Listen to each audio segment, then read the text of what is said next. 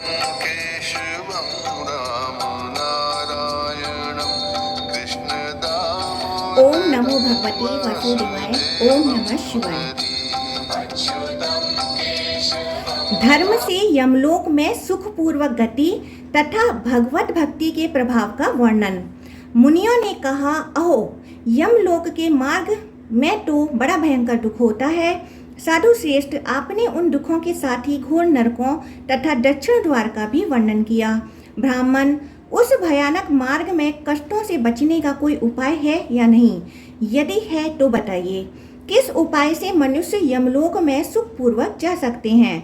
व्यास जी ने कहा, मुनिवरों, जो लोग इस लोक में धर्मपरायण हो, अहिंसा का पालन करते, गुरुजनों की सेवा में संलग्न रहते और देवता तथा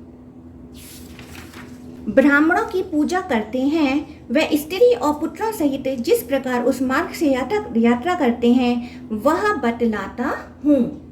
उपयुक्त पुण्यात्मा पुरुष सुवर्ण में ध्वजाओं से सुशोभित भांति भांति के दिव्य विमानों पर आरूढ़ हो धर्मराज के नगर में जाते हैं।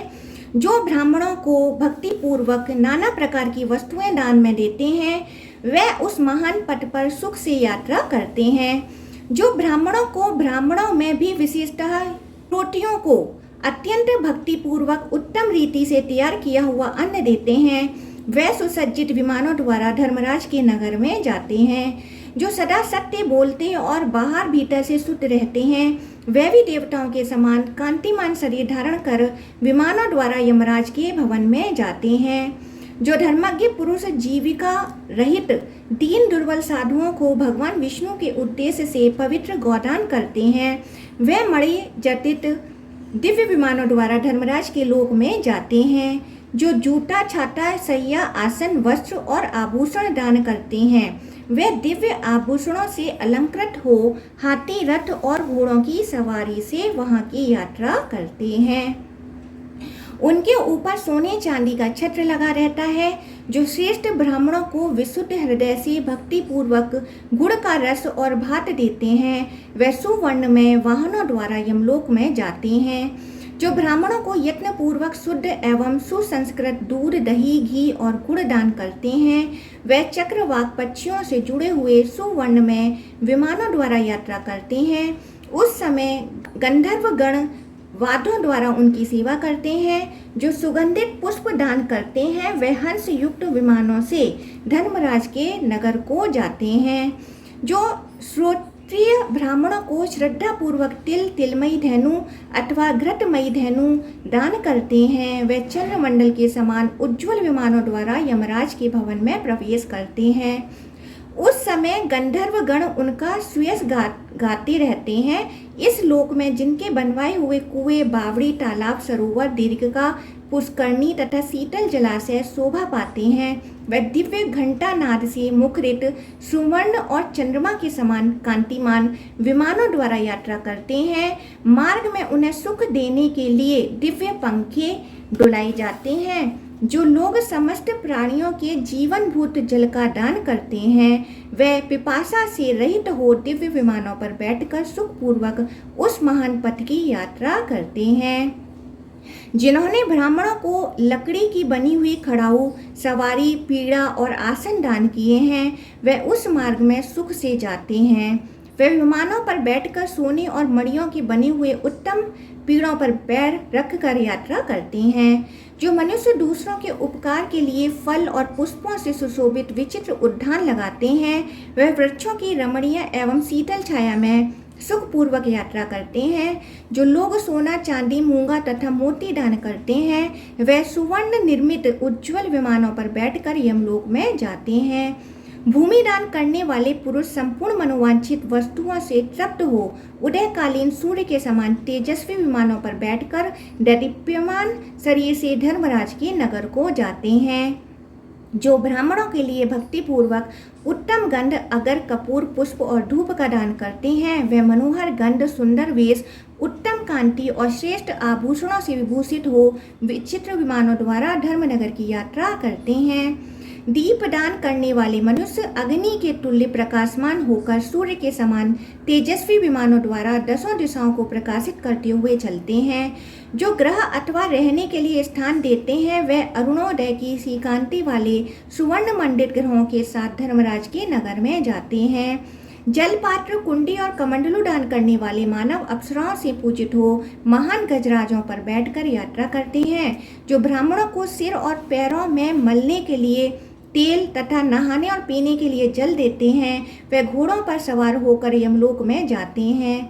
जो रास्ते के थके मादे दुर्बल ब्राह्मणों को अपने यहाँ ठहराते हैं, वे चकवों से जुड़े हुए दिव्य विमानों पर बैठकर सुख से यात्रा करते हैं। जो स्वागत पूर्वक आसन देकर ब्राह्मण की पूजा करता है वह अत्यंत प्रसन्न होकर सुख से उस मार्ग पर जाता है। जो पाप हरे इत्यादि का उच्चारण करके गौ को मस्तक झुकाते हैं वह सुख से यमलोक के मार्ग पर आगे बढ़ता है। जो सठता और दंभ का परित्याग करके एक समय भोजन करते हैं वे हंस युक्त विमानों द्वारा सुखपूर्वक यमलोक की यात्रा करते हैं। जो जितेंद्रिय पुरुष एक दिन उपवास करके दूसरे दिन एक समय भोजन करते हैं वे मोरों से जुड़े हुए विमानों द्वारा धर्मराज के नगर में जाते हैं। जो नियम पूर्वक व्रत का पालन करते हुए तीसरे दिन एक समय भोजन करते हैं वे हाथियों से जुड़े हुए दिव्य रथों पर आसीन हो यमराज के लोक में जाते हैं। जो नित्य पवित्र रहकर इंद्रियों को वश में रखते हुए छठे दिन आहार ग्रहण करते हैं वे साक्षात सचीपति इंद्र के समान ऐरावत की पीठ पर बैठकर यात्रा करते हैं। जो एक पक्ष तक उपवास करके अन्न ग्रहण करते हैं वे बाघों से जुड़े हुए विमानों द्वारा धर्मराज के नगर में जाते हैं। उस समय देवता और असुर उनकी सेवा में उपस्थित रहते हैं। जो जितेंद्रिय रहकर एक मास तक उपवास करते हैं वह सूर्य के समान दैदीप्यमान रथों पर बैठकर यमलोक की यात्रा करते हैं। जो स्त्री अथवा गौ की रक्षा के लिए युद्ध में प्राण त्याग करता है वह सूर्य के समान कांतिमान शरीर धारण करके देव कन्याओं द्वारा सेवित हो धर्मनगर की यात्रा करता है। जो भगवान विष्णु में भक्ति रखते हुए जितेंद्रिय भाव से तीर्थों की यात्रा करते हैं वह सुखदायक विमानों से सुशोभित हो उस भयंकर पथ की यात्रा करते हैं। जो श्रेष्ठ द्विज प्रचुर दक्षिणा वाले यज्ञों द्वारा भगवान का यजन करते हैं वे तपाए हुए सुवर्ण सदृश विमानों द्वारा सुखपूर्वक यमलोक में जाते हैं।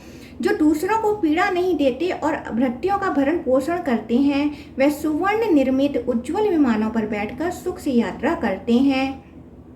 जो समस्त प्राणियों के प्रति क्षमा भाव रखते, सबको अभय देते, क्रोध मोह और मद से मुक्त रहते तथा इंद्रियों को वश में रखते हैं वे महान तेज से संपन्न हो पूर्ण चंद्रमा के समान प्रकाशमान विमान पर बैठकर यमराज की पुरी में जाते हैं। उस समय देवता और गंधर्व उनकी सेवा में खड़े रहते हैं। जो सत्य और पवित्रता से युक्त रहकर कभी भी मांसाहार नहीं करते वे भी धर्मराज के नगर में सुख से ही यात्रा करते हैं। जो 1000 गौओं का दान करता है और जो कभी मांस भक्षण नहीं करता वह दोनों समान है। यह बात पूर्व काल में वेद वेताओं में श्रेष्ठ साक्षात ब्रह्मा जी ने कही थी।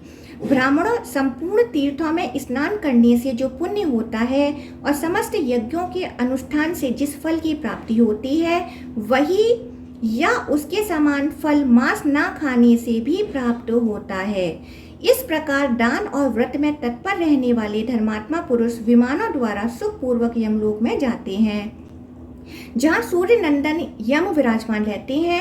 धार्मिक पुरुषों को देखकर यमराज स्वयं ही स्वागत पूर्वक उन्हें आसन देते और पाद अर्घ तथा प्रिय वचनों द्वारा उनका सम्मान करते हैं।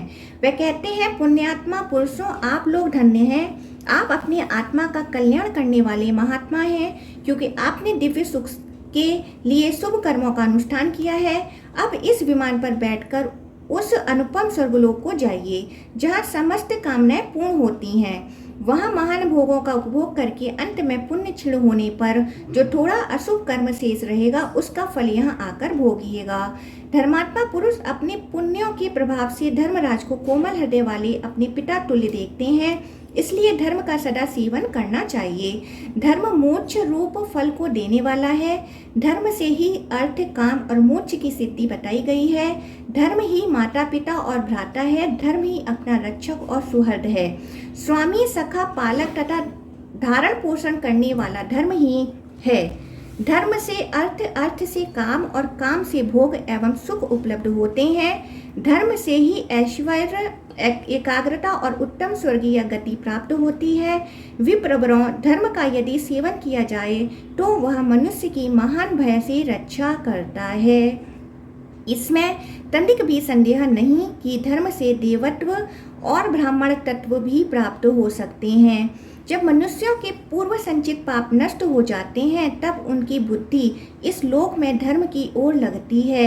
हजारों जन्मों के पश्चात दुर्लभ मनुष्य जीवन को पाकर जो धर्म का आचरण नहीं करता वह निश्चय ही सौभाग्य से वंचित है। जो लोग कुत्सित, दरिद्र, कुरूप, रोगी, दूसरों के सेवक और मूर्ख हैं, उन्होंने पूर्व जन्म में धर्म नहीं किया है, ऐसा जानना चाहिए। जो दीर्घायु, सूरवीर, पंडित, भोग साधन से संपन्न, धनवान, निरोग तथा रूपवान हैं, उन्होंने पूर्व जन्म में अवश्य ही धर्म का अनुष्ठान किया है। ब्राह्मणों, इस प्रकार धर्मपरायण मनुष्य उत्तम गति को प्राप्त होते हैं और अधर्म का सेवन करने वाले लोग पशु पक्षियों की योनि में जाते हैं। जो मनुष्य नरकासुर का विनाश करने वाले भगवान वासुदेव के भक्त हैं, वे स्वप्न में भी यमराज अथवा नरकों को नहीं देखते। जो दैत्यों और दानवों का संहार करने वाले आदि अंत रहित भगवान नारायण को प्रतिदिन नमस्कार करते हैं, वे भी यमराज को नहीं देखते। जो मन, वाणी और क्रिया के द्वारा भगवान अच्युत की शरण में चले गए हैं, उन पर यमराज का वश नहीं चलता। वे मोक्ष रूप फल के भागी होते हैं। ब्राह्मणों, जो मनुष्य प्रतिदिन जगन्नाथ श्री नारायण को नमस्कार करते हैं, वे वैकुंठ धाम के सिवा अन्यत्र नहीं जाते। श्री विष्णु को नमस्कार करके मनुष्य यमदूतों को, यमलोक के मार्ग को, यमपुरी को तथा वहाँ के नरकों को किसी प्रकार नहीं देख पाते। मोह में पड़कर अनेकों बार पाप कर लेने पर भी यदि मानव सर्व पापहारी श्री हरि को नमस्कार करते हैं तो वे नरक में नहीं पड़ते।